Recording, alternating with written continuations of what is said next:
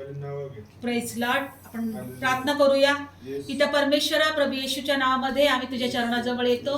प्रभू, आता जे काही वचन आम्ही घेऊ त्या वचनाद्वारे आज आम्हाला प्रत्येकाला स्पर्श कर, आशीर्वादित कर. येशूच्या नावामध्ये आम्ही प्रार्थना करते की पवित्र आत्मा मला सहाय्य कर, कृपा पुरव.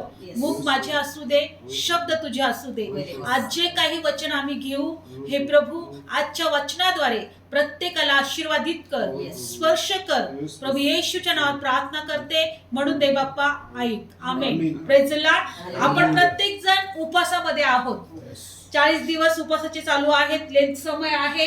आणि म्हणून आज आपण एका ठिकाणी बघणार आहोत की प्रभू येशू ख्रिस्ताला असं विचारलं की तुझे शिष्य का उपवास करत नाही. आणि म्हणून आज वचनात आपण बघणार आहोत की प्रभू येशू ख्रिस्ताने काय उत्तर दिले जेव्हा प्रभू येशूला असं विचारले की हे प्रभू, तुझे शिष्य का उपवास करत नाही. आणि म्हणून आपण मार्क शुभवर्तमान या वचनात आपण बघणार आहोत. मार्क शुभवर्तमान 2रा अध्याय आणि 18व्या वचनामध्ये बघू. मार्क शुभवर्तमान. आज आपल्याला ह्या वचनामध्ये बघायचं आहे का येशू ख्रिस्ताला विचारल्यानंतर येशूने काय उत्तर दिले. मार्क शुभवर्तमान आपण 2रा अध्याय काढूया आणि 18व्या वचनामध्ये, योहानाचे आणि परुषांचे शिष्य तर उपवास करीत होते. कोण उपवास करत होते? योहानाचे शिष्य आणि परुषांचे शिष्य. आणि ते येऊन म्हणाले, योहानाचे शिष्य परुषांचे शिष्य उपवास करतात, पण तुझे शिष्य उपवास करत नाही, हे का. Praise the Lord. येशू ख्रिस्ताला हा प्रश्न विचारण्यात आला की योहानाचे शिष्य काय करतात? उपवास करतात. परुषी लोक सुद्धा उपवास करतात. परुषी लोक कोण होते? की ते होते की जे नियमशास्त्र पाळणारे होते. मोशेला परमेश्वराने जो नियमशास्त्र दिला होता, बायबल सांगतं की परुषी शास्त्री लोक हा नियमशास्त्र पाळणारे होते आणि ते काय करायचे? ते नियमशास्त्राचे पालन करायचे. आणि बायबल सांगतं योहानाचे शिष्य सुद्धा त्या नियमशास्त्राला कुठेतरी पालन करत होते आणि उपवास करत होते. आणि बायबल सांगतं की ह्या वेळेस ह्या ठिकाणामध्ये जर तुम्ही याच्या अगोदर विचार केला, आपण जर वचनामध्ये पाहिलं तर एका ठिकाणामध्ये मेजवानी होती, पंगत बसली होती जेवणाची बघा. आणि त्यानंतर त्या परुषांनी आणि योहानाच्या शिष्यांनी पाहिलं का इथे खूप लोक जेवतात, येशू स्वतः पण जेवण करत आहे. त्याच्या अगोदर त्यासाठी समजण्यासाठी आम्ही वचनात जाणार आहोत. मार्क शुभवर्तमान 2रा अध्याय 15 वचनामध्ये की केव्हा प्रभू येशू ख्रिस्ताला हा प्रश्न विचारला. मार्क शुभवर्तमान 2रा अध्याय 15 वचन. मग असे झाले की त्याच्या घरी तो जेवायला बसला होता. एक जकातदार होता, लेवी नावाचा. कोण होता? लेवी नावाचा जकातदार होता.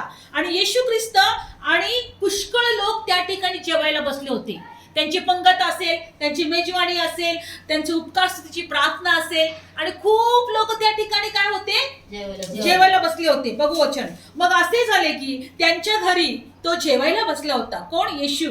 आणि पुष्कळ जकातदार, पापी येशू आणि त्याचे शिष्य याच्या बरोबर जेवायला बसले होते, कारण ते पुष्कळ होते आणि त्यांच्या मागे ते चालत होते. तेव्हा परुषातले शास्त्री यांनी जकातदार आणि पापी यांच्या बरोबर जेवताना पाहून त्याच्या शिष्यांना म्हटले, जकातदार पापी यांच्या बरोबर तो जेवतो हे कसे.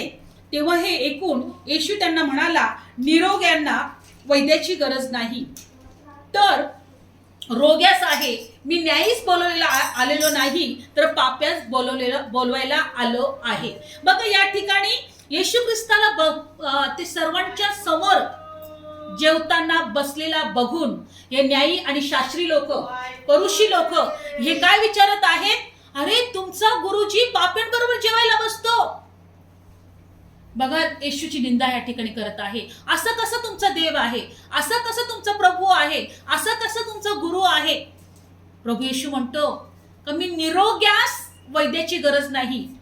ज्याला पूर्ण आरोग्य आहे, जो पूर्णपणे तंदुरुस्त आहे, त्याला डॉक्टरची गरज आहे का? पण प्रभू म्हणतो का जे लोक पापी आहेत मी त्यांना, बायबल सांगतं, मी बोलवायला आलेलो आहे. मी न्यायीला, नीतिमानाला बोलवायला आलेलो नाही. कारण आज जगामध्ये प्रत्येक लोक स्वतःला मी खूप न्यायी आहे, मी नीतिमान आहे, मी खूप पवित्र आहे असं स्वतःला समजतात. आज जगामध्ये कोणीही स्वतःला मी चुकीचा आहे, मला देवाची गरज आहे, मला परमेश्वराची गरज आहे, मी देवाशिवाय नीतिमान ठरू शकत नाही असं कोणी विचार करत नाही. आणि हे जे जकातदार जेव्हा होते तेव्हा अनेक लोक जे स्वतःला म्हणत होते नाही मला येशूची गरज आहे, मला तारणाऱ्याची गरज आहे, मला माझ्या पापापासून वाचवणाऱ्याची मला गरज आहे, ते लोक येशूच्या मागे आले होते. आणि येशू त्यांच्या बरोबर जेवायला बसला होता. आणि जेव्हा हे शास्त्री लोक, जेव्हा हे परुषी लोक यांनी बघितले ते येशूला म्हणायला लागले, अरे हा कसा प्रभू आहे, हा कसा देव आहे, हा पापी लोकांच्या बरोबर जेवायला बसलाय, यांच्या पंक्तीमध्ये बसलाय, हा यांच्या पंक्तीला बसणारा देव आहे. येशू म्हणतो जे निरोगी लोक आहेत त्यांना वैद्याची गरज नाही, जे तंदुरुस्त आहेत त्यांना डॉक्टरची गरज नाही, पण मी रोग्यास बरा करायला आलेलो आहे. जे पापी आहेत त्यांना मी नीतिमान ठरवायला आलेलो आहे.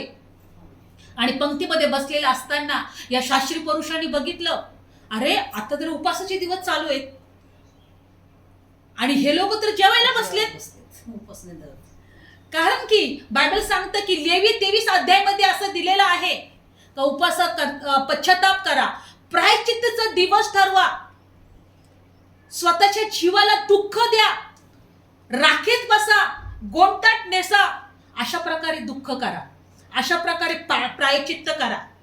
आणि हे लोक नियमशास्त्राला धरणारे होते, अशा प्रकारे स्वतःच्या जीवाला दुःख देणारे होते, अशा प्रकारे ते उपवास करणारे होते. आणि जेव्हा यांनी बघितलं का अरे यांचा गुरु पण बसले जेवायला आणि हे लोक पण जेवायला बसले, प्रायश्चित्ताचे दिवस चालू आहेत, उपवासाचे दिवस चालू आहेत, तेव्हा ते येशूकडे आले आणि येशूला म्हणतात, तुझे शिष्य उपवास नाही करत का? हे जेवायला बसलेले बघून बोलतात. आज समजा जर आपण जेवायला कुठेतरी बसलो, आपण सहज विचारतो, तुझा उपवास नाही का आज बुधवार आहे ना, कदाचित आज शुक्रवार आहे ना, तुझा उपवास नाही का आज, असं विचारतो की नाही आपण. तसं येशूला पण विचारलं, तुझे शिष्य उपवास नाही धरत का? कारण ते उपवासाचे दिवस चालू होते. मग येशू काय म्हटला बघा पुढच्या वचनामध्ये, आपण बघा 19 वचन. येशूने त्यांना म्हटले, वराड घरच्यांबरोबर वर असताना त्यांच्याने उपवास करवेल काय? जोपर्यंत त्यांच्या बरोबर आहे तोपर्यंत त्यांच्याने उपवास करवत नाही. परंतु असे दिवस येतील की वर त्यांच्यापासून काढून घेतला जाईल आणि तेव्हा ते त्या दिवशी उपवास करतील. वराड घरच्यांबरोबर वर आहे तोपर्यंत त्यांच्याने उपवास करवेल का? ज्या घरामध्ये लग्न आहे वराड उपवास करेल का? लग्नाच्या घरी काय असतंय? खाणं पिणं, मोज मजा, मस्ती, मस्त नाचणं बिसणं. वराडाच्या घरी जिथं वर असतो तिथं उपवास धरतात का? प्रभू म्हणतो की मी आलेलो आहे तुम्हाला देवाच्या राज्याची मेजवानी द्यायला. कारण बायबल सांगतं की परमेश्वराच्या राज्य कशा प्रकारे आहे, कोणी एका मनुष्याने आपल्या मुलाच्या लग्नाची मेजवानी दिली त्याप्रमाणे परमेश्वरचं राज्य आहे. प्रभू येशू ख्रिस्त जेव्हा जगामध्ये आला तेव्हा देवदूत काय म्हटले, संपूर्ण जगाला आनंद होईल अशी सुवार्ता मी तुम्हाला सांगत आहे. येशू जगात आला, आनंदाची बातमी होती, पापींचं तारण होणार होतं, जगाला तारण मिळणार होतं, सार्वकालिक जीवन देव देणार होता, देवाला आपल्या सर्वांना त्याच्या राज्यात घ्यायचं होतं. मग आनंदाची गोष्ट होती ना. पण हे प्रभू येशू येऊन पण हे प्रायश्चित्त करत बसले होते. परुषी लोक आणि शास्त्री लोक, त्यांनी तारणाऱ्याला ओळखलं नव्हतं, त्यांनी देवाच्या पुत्राला ओळखलं नव्हतं, सार्वकालिक जीवनापासून ते दूर होते. त्यांना वाटलं की आम्ही प्रायश्चित्त करू, आम्ही मोठे मोठे उपवास करू, मग आम्ही नीतिमान ठरलं जाऊ. पण बायबल सांगतं की नियमशास्त्रानुसार कोणीही नीतिमान ठरू शकत नाही. नीतिमान ठरवण्यासाठी आम्हाला येशूची गरज आहे.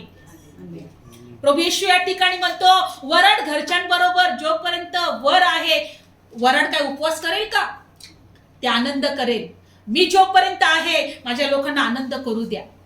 पण एक वेळ अशी येईल की मी त्यांच्यामधून काढून घेतला जाईल आणि मग माझे लोक उपवास करतील. का उपवास करतील? पुढच्या वचनात आपण बघणार आहोत. 21 वचन.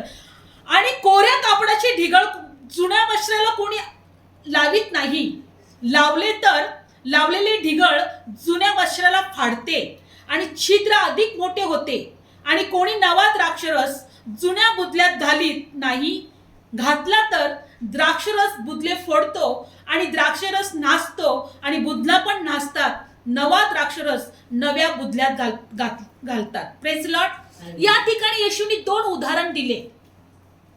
समजा जुना कपडा फाटला तर नवीन कपडा फाडून त्या जुन्या कपड्याला लावतात का कोणी? किंवा द्राक्षरस बनवल्यावर तो जुन्या बुदल्यामध्ये, कारण पहिले चांबड्याच्या पिशव्या असायच्या, चांबड्याच्या काय असायच्या पिशव्या, आणि त्या चांबड्याच्या पिशव्यांमध्ये द्राक्षरस घालण्यात येत होता. पण नवा द्राक्षरस त्याला खूप स्ट्रॉंग असायचा आणि ज्या जुन्या कपड्यांमध्ये, जुन्या पिशव्यांमध्ये जर तो घातला तर त्याला काय, तो जीर्ण झालेला असतो ना, मग त्याच्यामध्ये तो राहील का? नवा द्राक्षरससाठी नवाच बुदला पाहिजे, नवाच भांड पाहिजे. प्रभू येशू ख्रिस्त काय म्हटलं या ठिकाणी? मी आलेलो आहे तुमच्याशी नवा करार करायला. तुम्ही जुन्या गोष्टी काय घेऊन बसताय? म्हणून इब्री लोकांपत्रामध्ये परमेश्वर काय म्हणत आहे वचनामध्ये बघूया. या वचनाचा अर्थ काय आहे? का तुम्हाला आनंद करायचा आहे आणि का मी घेतल्यानंतर तुम्हाला उपवास करायचा आहे? इब्री लोकांपत्रामध्ये देवाचं वचन आम्हाला काय सांगत आहे बघा. आपण काढूया वचन. प्रभू म्हणतो मी तुम्हाला नवा करार द्यायला आलेलो आहे. तो नवा करार तुम्ही तुमच्या हृदयात घ्या, तो नवा करार तुमच्या अंतःकरणात ठेवा. इब्री लोकांपत्र 8वा अध्यायामध्ये आणि वचन काढूया आपण. इब्री लोकांपत्र 8वा अध्याय आणि 10व्या वचनापासून आपण बघूया देवाचं वचन आम्हाला काय सांगत आहे. Praise the Lord. इब्री लोकांपत्र 8वा अध्याय 10वं वचन. त्या दिवसानंतर मी इस्रायलाच्या घराण्याशी जो करार करील तो आज, तो प्रभू म्हणतो, मी त्यांच्या मनात नियम घालीन आणि त्यांच्या हृदयावर ते लिहीन. कुठं नियम घालणारे प्रभू? मनात आणि हृदयावर लिहीन. कोणता करार बघूया आपण. आणि मी त्यांचा देव असा होईल आणि ते माझे लोक होतील. मी त्यांचा देव होईल आणि ते माझे लोक होतील. Praise the Lord. 11 वचन. तेव्हा प्रभूला ओळखा म्हणून ते प्रत्येक आपल्या शेजाऱ्याला आणि प्रत्येक आपल्या भावाला शिकवणारच नाही, कारण त्यातील लहानांपासून मोठ्यापर्यंत सर्व मला ओळखतील.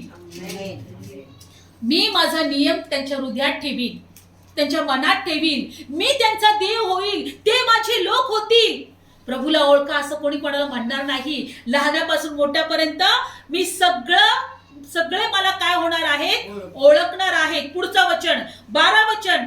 कारण त्यांच्या अन्यायाविषयी मी क्षमाशील होईल, त्यांची पापे, त्यांचा अधर्म मी आठवणार नाही.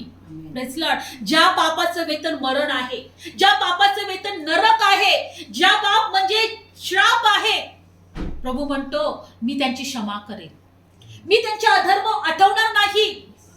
अशा प्रकारे मी त्यांच्याशी करार करेल. तो करार कुठं असणार आहे? हृदयामध्ये. मी त्यांचा देव होईल, ते माझे लोक होतील. मी त्यांचे अधर्म आठवणार नाही, मी त्यांचे पाप आठवणार नाही. आणि म्हणून 13 वचनात काय दिले?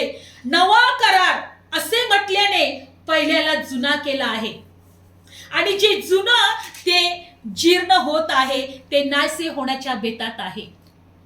Praise the Lord. त्यांनी ज्याला नवा करार म्हटला म्हणजे पहिल्याला काय केला? जुना. आणि जुना कसा होत चालला आहे? जीर्ण. आणि जीर्ण जे होत आहे ते नाहीसे होण्याच्या, बायबल सांगतं की प्रभू येशू ख्रिस्त काय म्हटला? नवा द्राक्षरस नव्या बुदल्यात घातला जातो, जुन्या बुदल्यात नाही. जुना कपडा नव्याला घालत नाही ढिगळ. Praise the Lord. तसाच प्रभू म्हणतो की जे मी तुमच्याशी नवा करार करायला आलेलो आहे, मी तुमच्याशी नवा नियम करायला द्यायला आलेलो आहे. कोणता नियम? मी माझा नियम, नवा करार तुमच्या मनात ठेवीन, तुमच्या हृदयात ठेवीन. मी तुमच्या अधर्मांची क्षमा करेन, मी तुमचे पाप आठवणार नाही. तुम्ही माझे लोक व्हाल, मी तुमचा देव होईल. आम्ही देवाचे लोक व्हावे म्हणून तर प्रभू येशू ख्रिस्त या जगामध्ये आला. म्हणून प्रभू म्हणतो वराड घरच्या बरोबर वर आहे तोपर्यंत त्याला उपवास करेल का? जर देव आम्हाला स्वतः त्याची लोक होण्यासाठी, त्याची लेकरं होण्यासाठी या जगामध्ये आला तर आम्हाला आनंद केला पाहिजे. आम्हाला काय केला पाहिजे? आता आमच्याशी देवाने नवा करार केलेला आहे. आम्हाला प्रायचित्त करायची गरज नाही, आम्हाला राखेत बसायची गरज नाही, प्रायचित्त उपवास करून प्रायचित्त गरज नाही. आता आम्हाला विश्वास ठेवणं गरजेचं आहे की आमच्या अधर्मांची, आमच्या पापांची त्या प्रभू येशूने क्षमा केलेली आहे. तो आमचा देव आहे आणि आम्ही त्याचे लोक आहोत. Praise the Lord. आता आम्हाला काय करायचंय माहितीये? प्रभू येशू म्हणतो की वर तुमच्यापासून काढून घेण्यात येईल तेव्हा तुम्ही उपवास कराल. पण आता आम्हाला उपवास का करायचा आहे? आता यासाठी उपवास करायचा आहे का आम्हाला देहामध्ये कमी व्हायचं आहे, आत्म्यामध्ये आम्हाला फळं द्यायचं आहे. काय करायचं आहे? देहाची फळं, राग, द्वेष, मत्सर, हेवा, निंदा, सगळ्या वाईट गोष्टी ज्याला देवाच्या राज्यात वतन मिळणार नाही ते आम्हाला काढून टाकायचं आहे.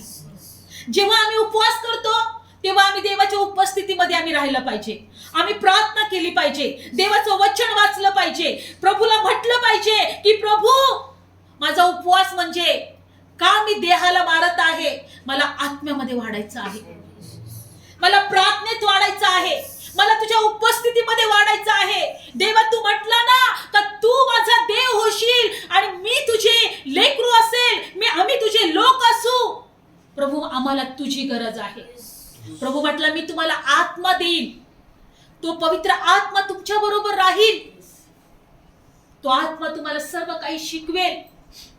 त्या आत्म्यात वाढण्यासाठी आम्हाला उपवास करायचा आहे. जोपर्यंत आम्ही आत्म्यामध्ये वाढत नाही, देवाच्या वचनात वाढत नाही, आम्ही सैतानाच्या समोर उभं राहू शकत नाही. Praise the Lord. देहामध्ये आम्ही सैतानाला हरू शकत नाही. आणि जर आम्ही उपवास करतोय तर आम्ही आत्म्यात वाढतोय, आम्ही प्रार्थनेत वाढतोय. कारण की जर आम्ही सतत उपवास नाही करू, आम्ही जेवण करू, आमच्या पोटात मध्ये सारखं आम्ही भरत राहू तर आम्हाला सुस्ती येईल, आम्ही देवाविषयी कठीण होऊ, आम्हाला प्रार्थना करायला आमचं मन लागणार नाही, वचन वाचायला आमचं मन लागणार नाही, वचन ऐकायला आमची इच्छा होणार नाही. तेव्हा आम्हाला उपवास करायचे. प्रभू येशू म्हटला की जेव्हा वर त्यांच्यापासून काढून घेण्यात येतील तेव्हा ते उपवास करतील. उपवासाविषयी येशू ख्रिस्ताला विचारलं का तुझे शिष्य का उपवास करत नाही? प्रभू येशू आमच्यासाठी मेजवानी आहे. तो यासाठी आला होता आमचे अधर्म दूर करायला, आमचे पाप क्षमा करायला, आम्हाला त्याची स्वतःची लेकरं बनवायला, आम्हाला सार्वकालिक जीवन द्यायला. Praise the Lord. आजही प्रभू म्हणतो तुम्ही माझे लोक आहात आणि मी तुमचा देव आहे. मी तुमच्याशी नवा करार केलेला आहे. जुनं सगळं होऊन गेलं, ते जीर्ण झालेलं आहे आणि ते आहे. बायबल सांगतं शास्त्री परुषी त्यांना शिकवत होता, यहोवाचे शिष्य शिकवत होता. काय शिकवत होते? अरे जुन्या नियम शास्त्रामध्ये देवाने जे नियम दिले, मोशेने जो शास्त्र दिला त्या शास्त्रामध्ये लिहिलेलं आहे प्रायश्चित्त करा, गोडताट नेसा, राखेमध्ये बसा. मग प्रभू म्हणतोय का मी तुम्हाला आलेलो आहे क्षमा करायला, तुमचे अधर्म दूर करायला, तुम्हाला नवीन जीवन द्यायला, तुमच्या हृदयाच्या पाठीवर नवे नियम लिहायला, नवा करार लिहायला.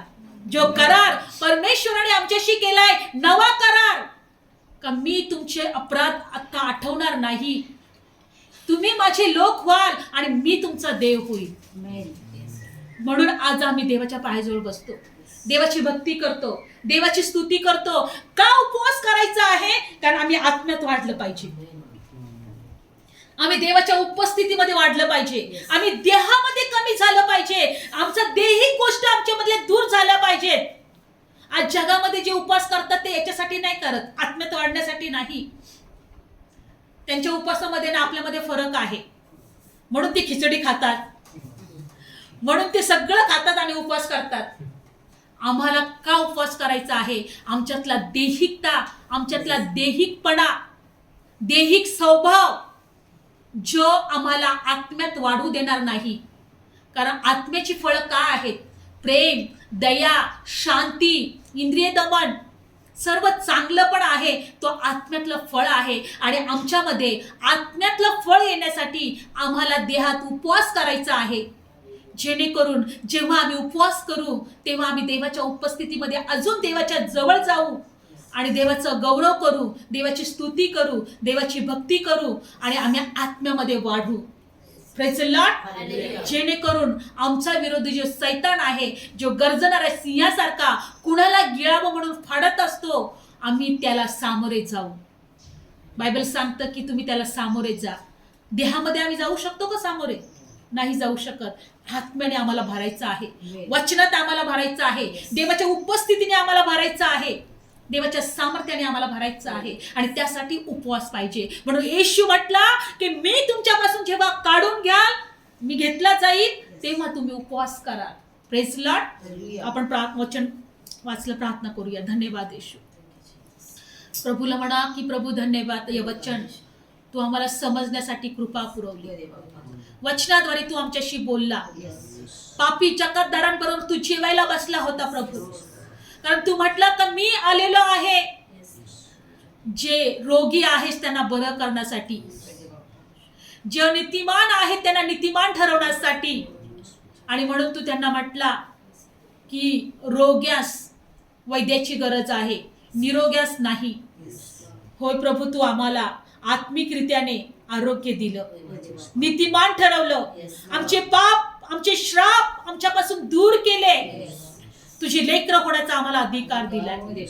धन्यवाद येशू, धन्यवाद येशू, धन्यवाद येशू, धन्यवाद दे बाप्पा. Thank you Jesus. खुदाया शुक्र है तेरा, हमें ये दिन दिखाया है.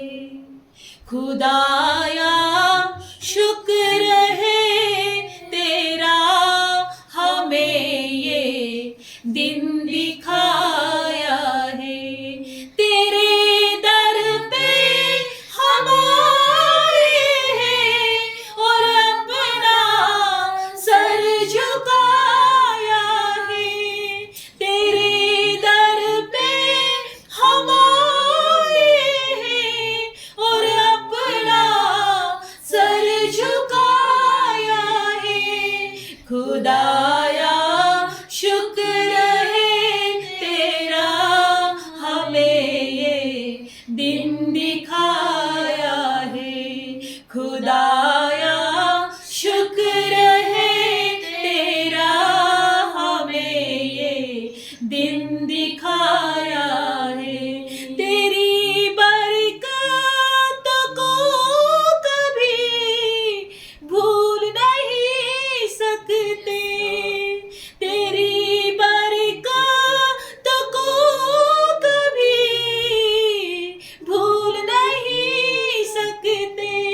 खुदा से जो भी मांगा दुआ में हमने पाया है. खुदा से जो भी मांगा दुआ में हमने पाया है.